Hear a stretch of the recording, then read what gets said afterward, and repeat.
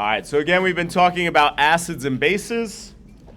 Today we're going to be introducing this concept of pH, sort of quantifying acid concentration, or rather hydronium ion concentration. First thing we have to talk about is this phenomenon with water called the autoionization. That is very messy. Hold up.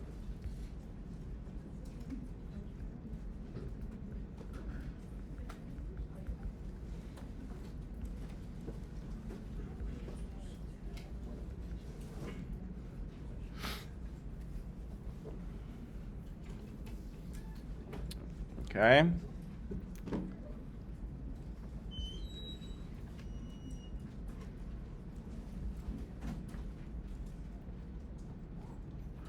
So in every sort of beaker of water, glass of water that you've ever had, there's this reaction that takes place between neighboring molecules, between neighboring water molecules, called an autoionization reaction. Right? One water molecule reacting with another water molecule to form a hydronium ion and a hydroxide ion. Right? Again, we have fancy names for these. This is hydronium. Password for our quiz today, that H3O plus. This one is hydroxide.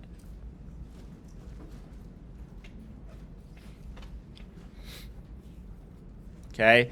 Now, this equilibrium lies very much so in favor of the reactants. There's only a teeny, tiny population of water molecules that exist in this form at any given time. But nonetheless, this reaction is very important. And again, so any sample of water you've ever had, there's this very tiny population of molecules that have reacted with one another to form hydronium and hydroxide. Okay? The concentrations of these two products are always found in the same ratio, where the concentration of hydronium and the concentration of hydroxide is equal to the same value, 10 to the negative 14.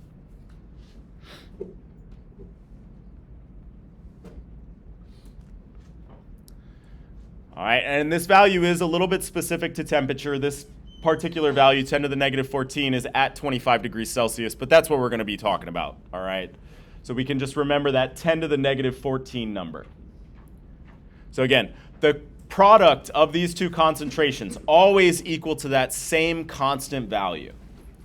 All right, which means that if I know, for example, the concentration of hydronium, I can always find the concentration of hydroxide because the product always equals that same number, right? So if you know one, you can always find the other one. All right, so let's just work on using this equation. This is called the autoionization equation. All right, so let's just work on using it. What could I ask you?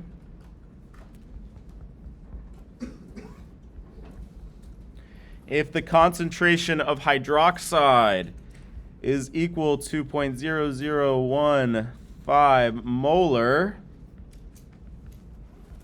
what is the concentration of the hydronium ion in that solution?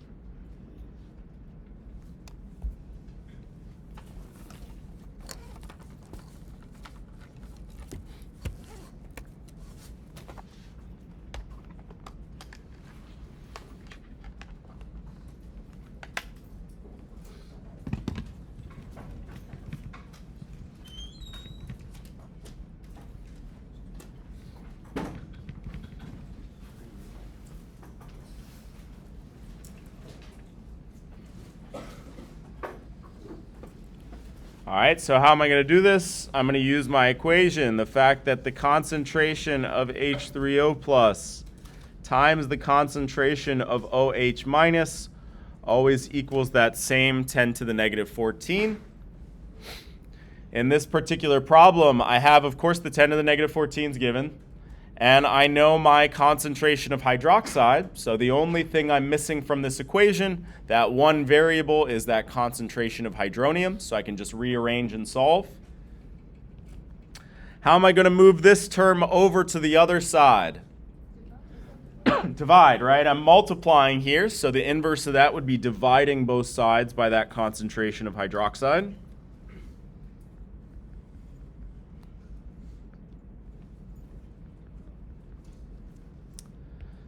That, of course, cancels it out over here. That's why I did it. And so what I'm left with is my concentration of hydronium is equal to 10 to the negative 14 divided by the concentration of hydroxide. So plug in those numbers.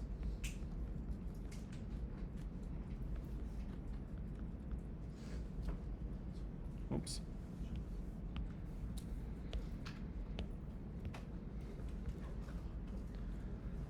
I get 6.7 times 10 to the negative 12. Concentration, so we're units of molar.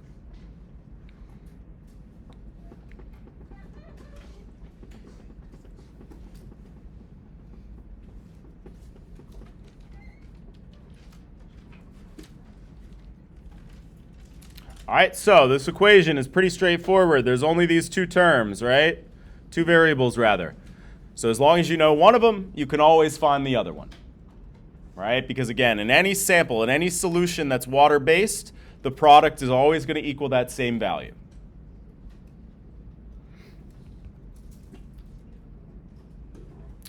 All right, so then what's another question that I could ask you here that's going to kind of integrate some of what we learned last class? What is the concentration of hydroxide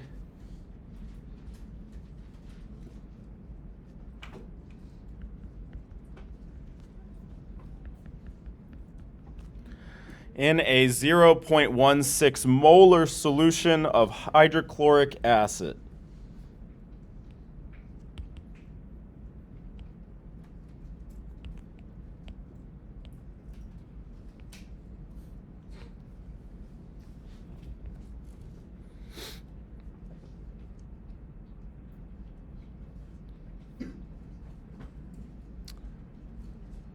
All right, so we're talking about this autoionization equation, right? So pretty good hint that we're going to need to use this. But now my missing variable is going to be that hydroxide ion concentration, right? So as long as I have this, I can solve for that, right? But how am I going to get the hydronium ion concentration based on what information is given? Can anybody tell me what the hydronium ion concentration should be?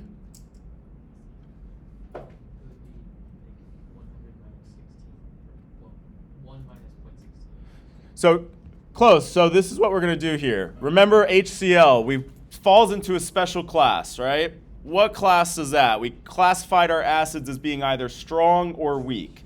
And what's HCl? Strong. So we actually don't even have to do any funny math. What we know about our strong acids is that they completely dissociate, right? So that means that if my concentration of HCl is 1.6 molar, as soon as I place that in water, that's going to be my concentration of hydronium ions, right? Because it's a strong acid, and strong acids completely dissociate.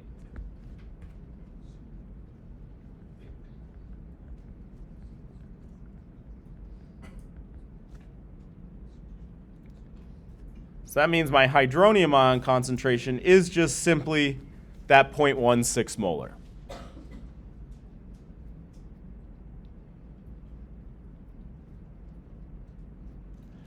All right, that was the problem that we did at the end of yesterday's lecture where we said, okay, 100% of those moles of HCl are going to dissociate.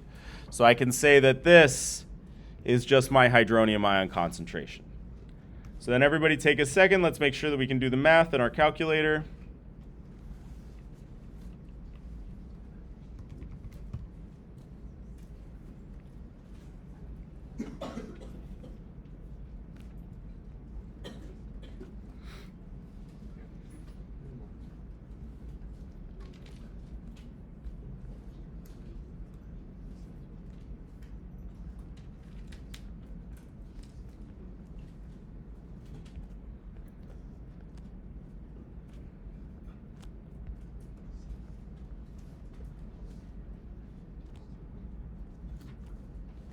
Whoops.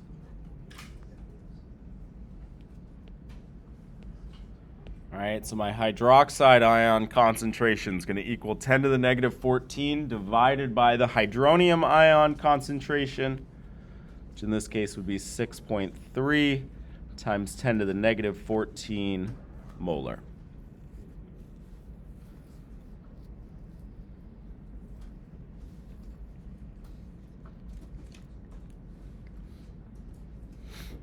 What's up?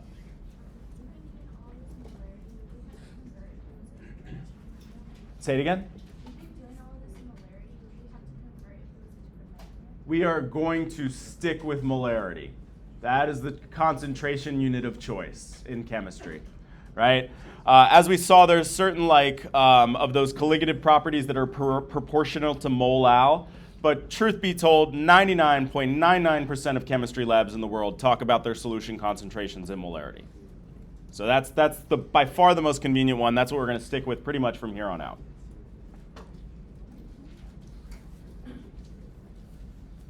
All right, so now the next concept we're going to learn about is pH.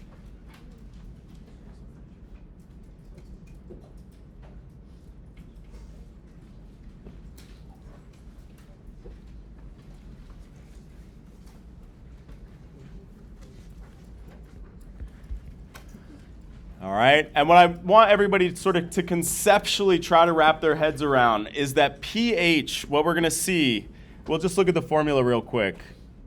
pH equals the negative log of the concentration of hydronium ions. That's what a pH is.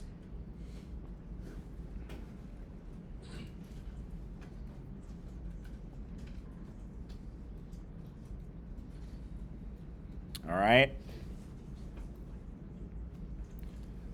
And conceptually, what's really important to wrap your head around is that pH is then thus just like the same information as concentration of hydronium ion. If you know one, you know the other, right? It's just kind of a reframing of that same piece of information.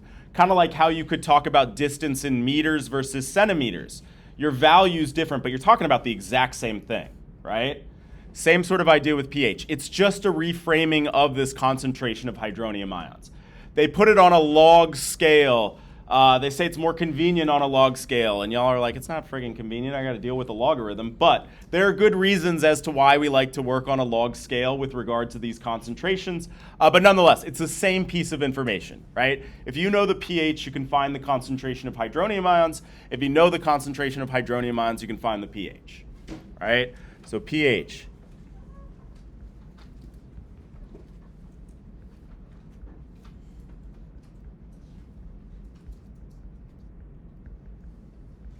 Proportional to the concentration of hydronium ions, and importantly, this is the same information.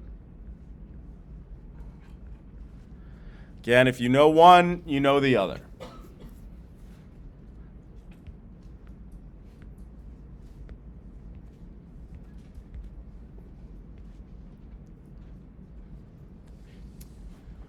All right, and I know that we are all just like log experts from our algebra class, but just to kind of remember what a logarithm is, first of all, for y'all, basically it's a button on the calculator, right? Okay, but just to kind of like remind everybody, the log of 10 to the power of, say, A is equal to A. Right? It's kind of like the inverse operation of an exponent. So then what's the log of 10 to the negative 2? Negative 2, right? It's just that exponent. Okay. So again, if we know our concentration of hydronium ions, we can find our pH. Right? So let's just take our same solution of HCl has a concentration. Take that same 1,6 molar solution, 0.16 molar rather.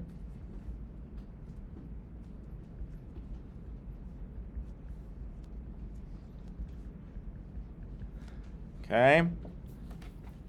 So everybody take a second and see if you can't tell me what the pH of this solution would be.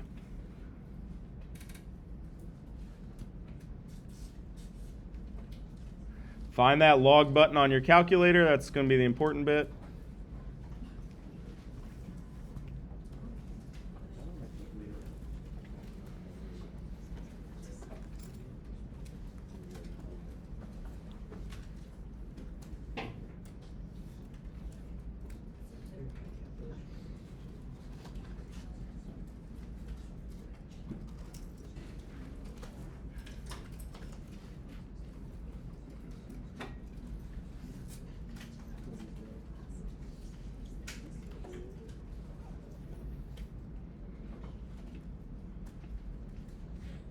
All right, how am I going to get my concentration of hydronium ion to plug into my pH formula?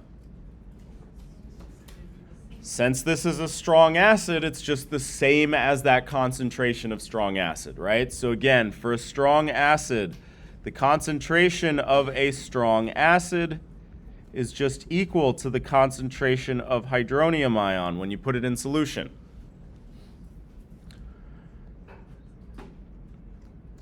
So then my pH, I'm going to take the negative log of 0.16, and I would get a pH of 0.796. All right.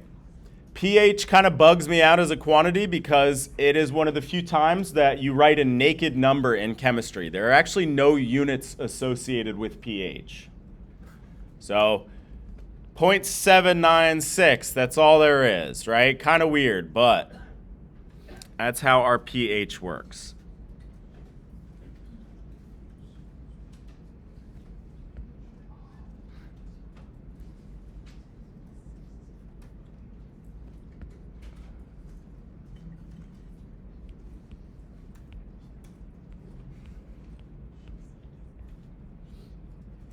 All right, so what if I said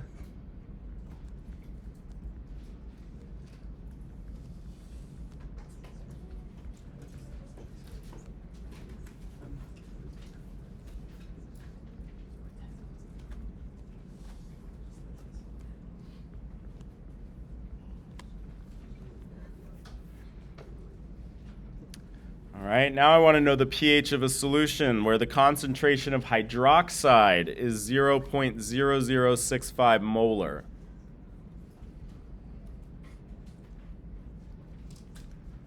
All right, and I'll just give you a hint. You're going to have to use both of these concepts that we discussed today, both the auto-ionization of water and this pH formula in order to solve this problem.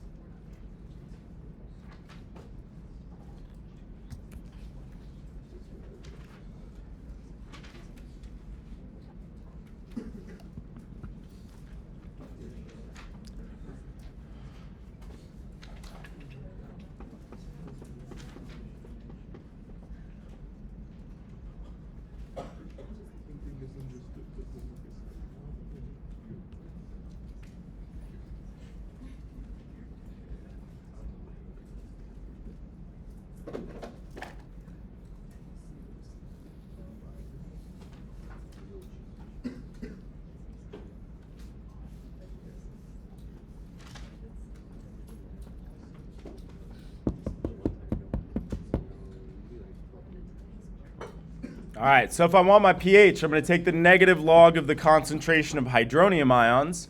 But in this problem, I'm not given the concentration of hydronium ions, right? I'm given the concentration of hydroxide ions. So I can't use this formula yet. I need to find this. How am I going to get that from the information that's given? Again, I'm going to utilize that autoionization relationship.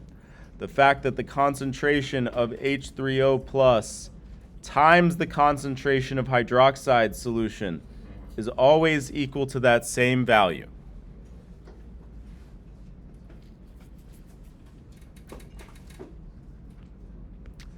Right, now I can use this equation to solve for my concentration of hydronium ions and turn around and plug that in to my pH formula here. All right, so concentration of H3O plus is equal to 10 to the negative 14 divided by that hydroxide ion concentration.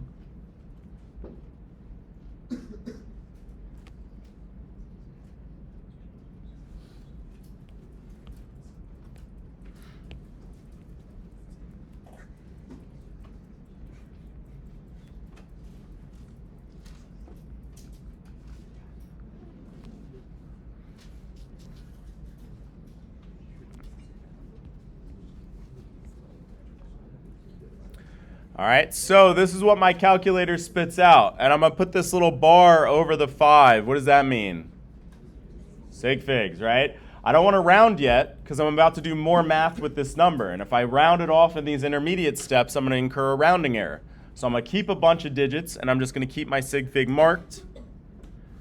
Now I'm going to turn around and plug this into my pH formula.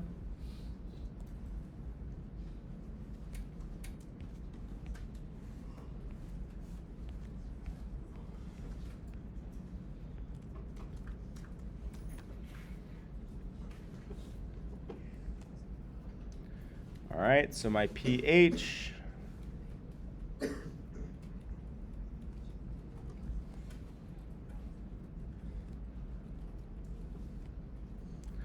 again, weirds me out, but there's no units.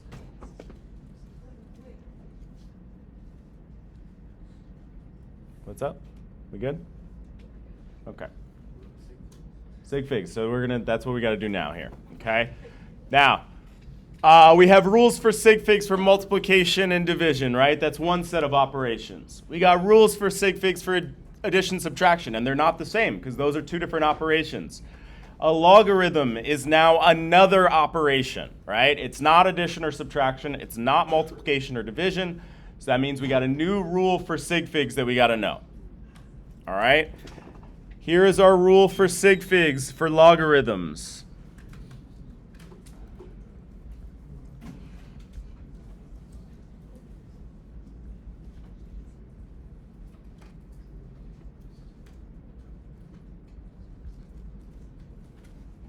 All right, the number of sig figs in your concentration are going to equal the number of decimal places in log space in your pH.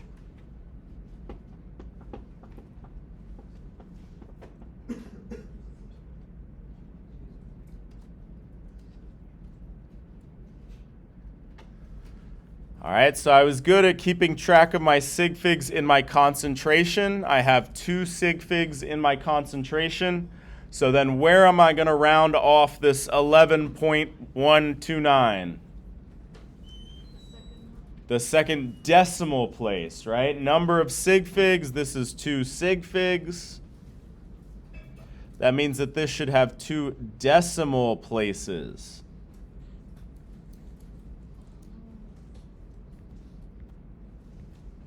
So to the correct number of sig figs, it would be 11.81 is my pH. All right, again, the number of sig figs in my concentration have to equal the number of decimal places in my log space, in pH. So then let's go back and revisit that first one that we did and report our answer to the correct number of sig figs here. Everybody take a second. from that first example we did for pH. Try to give me your final answer to the correct number of sig figs here.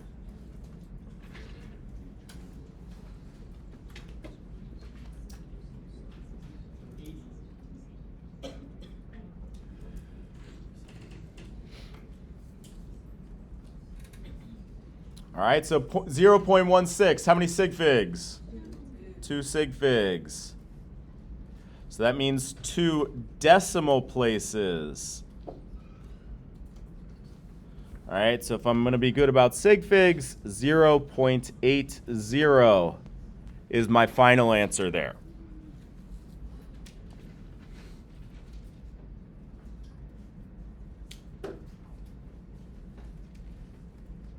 All right. So new operation, new rules for sig figs.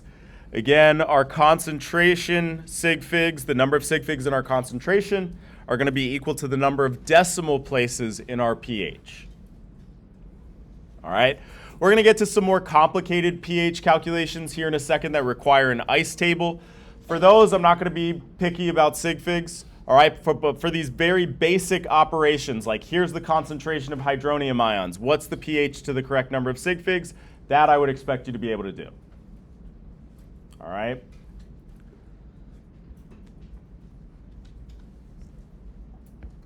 Okay, so we talked about strong acids.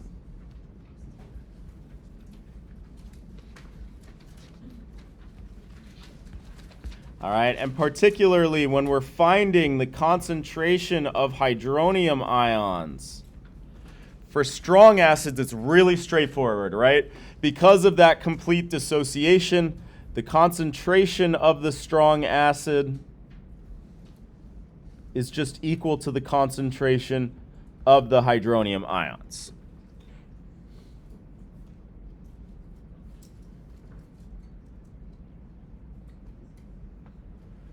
All right, so for example, a 0.025 molar solution of nitric acid, well, that's just a 0.025 molar solution of hydronium ions.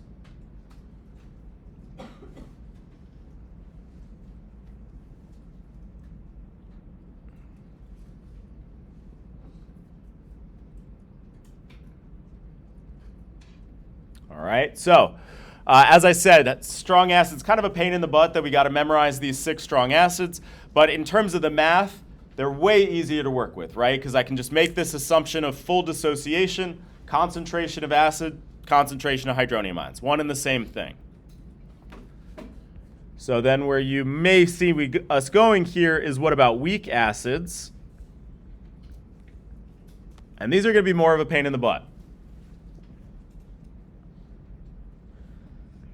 For these, we're going to have to use our Ka expression.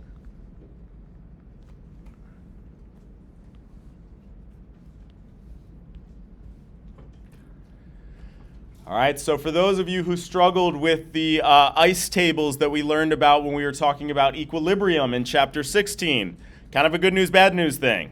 Bad news, they're not going anywhere. We're still going to be using them in this chapter. Good news is that means you get to practice them some more. All right, so what type of problem can we do here? So first of all, I need a balanced chemical equation. All right, so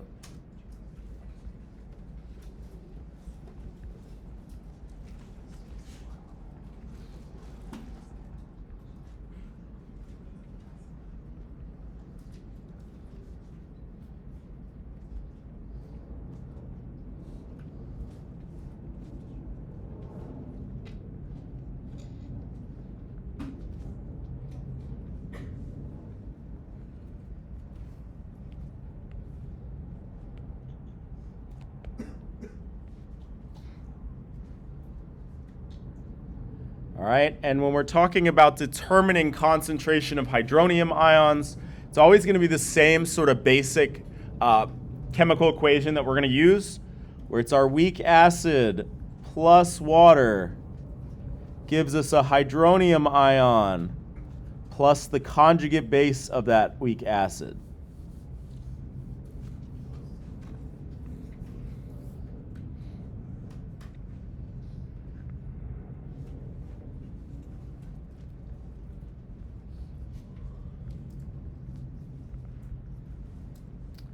So everybody take a minute and build me the Ka expression for this formula here, for this balanced chemical equation here.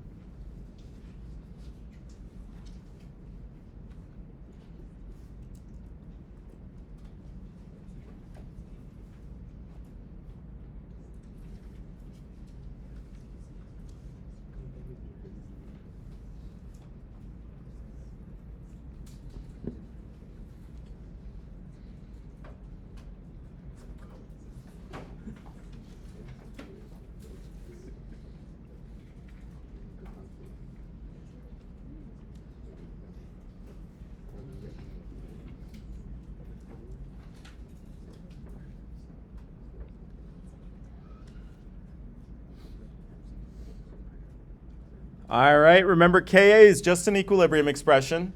We call it Ka because it's for this acid dissociation reaction here, but it's just an equilibrium expression, right? So what do I remember for my equilibrium expressions?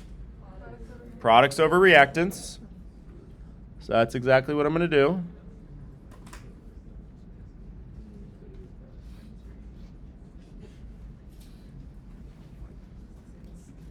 And then what can I exclude from my equilibrium expression here? Water, because it's that pure liquid. Boom. So here's my Ka. All right. So again, this is going to be just like these equilibrium problems that we've done up until this point, but now just in the context of an acid-base reaction. Setting up our equilibrium expression, exact same as we learned how to do last chapter, right? And so what can we sort of do with this type of information now? I could ask you something like, what is the concentration of hydronium ions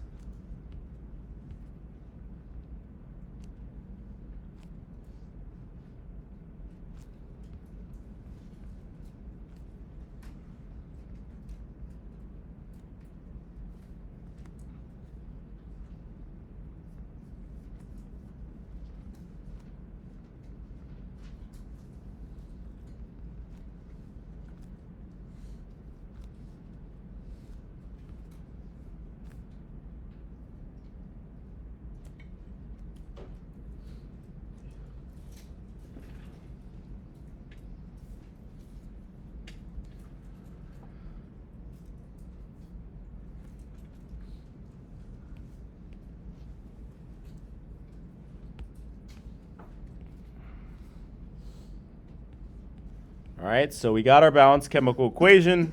We built our Ka expression. What do we build now that's going to help us fill in this Ka expression? Our ice table. All right, so everybody build an ice table for me.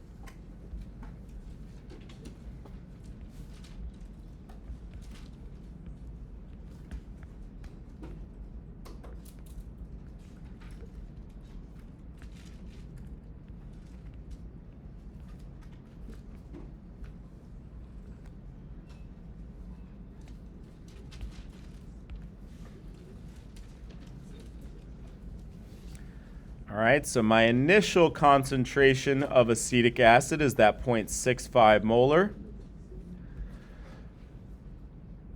right? And so when I'm starting off, I don't have any of my products.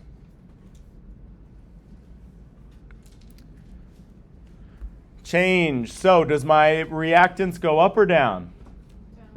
Down. So this one's going to be my change of negative, and it's just going to be X since this is all 1 to 1 to 1, right? Normally I'd have to worry about those coefficients in my balanced chemical equation, but they're all just ones. All right, so then what should go here for my change of my hydronium ions? Plus X. And what about my conjugate base? Plus X. Both are products. And then how do I do my E box? Sum up those first two rows, right? So this will become 0.65 minus X, X, and X. And then what can I do with both of these combined? Right, I can plug them back in, right? So I determine my equilibrium concentrations. Granted, I still have this variable in here, but that's what that box represents, is the concentration at equilibrium. So this I can substitute for this. This I can substitute for this. And this I can plug in for that. Right? So everybody take a second and plug these terms into our equilibrium expression.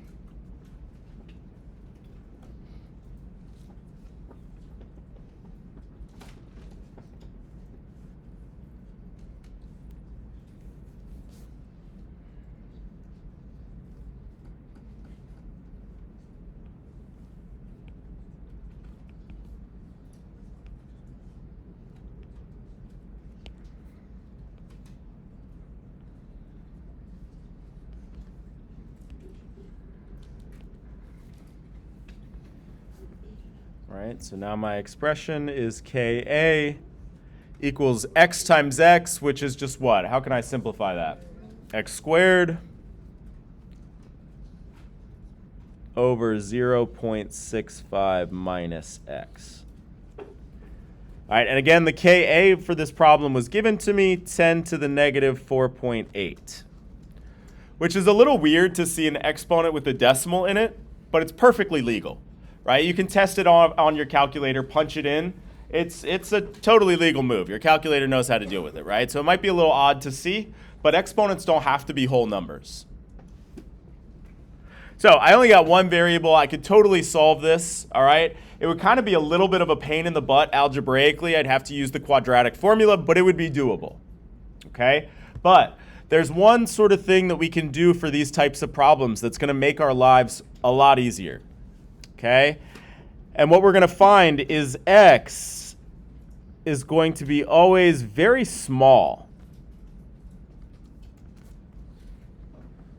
Right? The value that we're going to get for x is going to be a little number in all of these equations.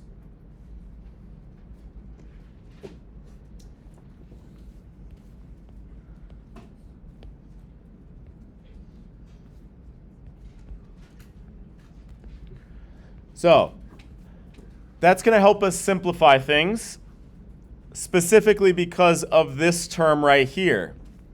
If I take 0.65 and I take away this teeny tiny number, it's basically still 0.65, right? Because x is just so small that it really doesn't change that value very much.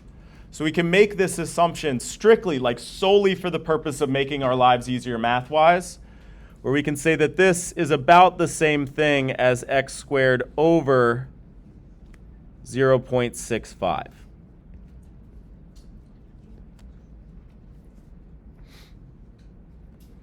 Right? And again, why are we able to say that?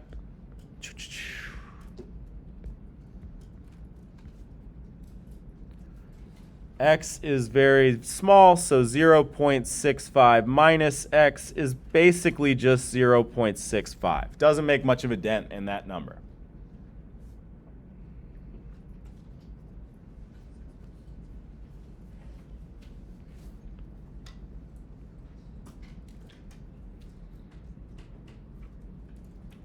All right, so if we make this assumption, all right, that means that our 10 to the negative 4.8 is equal to x squared over 0.65. Now I can solve for x, and I don't have to use the quadratic formula. All right, so again, just an assumption that's going to make our lives a little bit easier. I'm going to move that 0.65 over, so 10 to the negative 4.8 times 0.65 equals x squared. So then how am I going to get just x? Square root.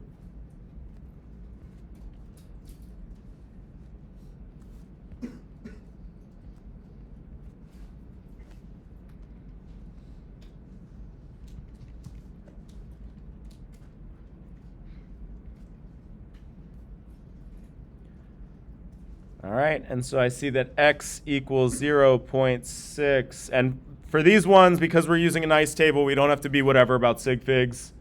I'll just say 3 decimal places.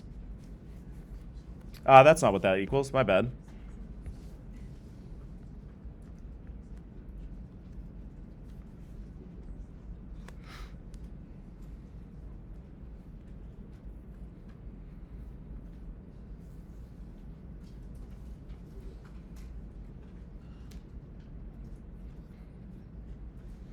And again, you can see that x is a pretty friggin' tiny number, right? So our assumption wasn't bad. Okay? But importantly, what is x? What the heck did I just solve for? Right? It's really easy to kind of get lost in the math of it where you kind of go on autopilot and then it's like, wait, what did I just do again? So what is x doing for us?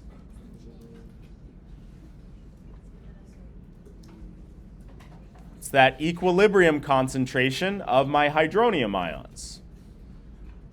Right? It was in that equilibrium box for the concentration of hydronium ions. I could also figure out the concentration of my conjugate base. I could even use x to figure out what my concentration of my acetic acid is at this point in time, right? So just remember that x that you solve for. In this case, the interesting bit is the concentration of hydronium ions. Because, of course, real quick, the natural next step would be to take the negative log of this and figure out the pH of that solution, right? That's really what we're going to be after here. But again, weak acids, ice table, equilibrium expression.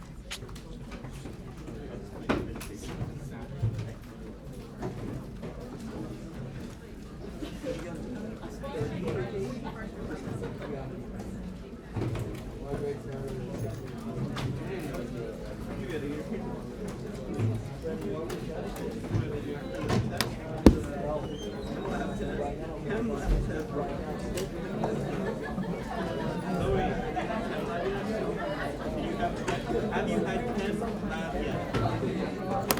Did you get a repeater? Yeah?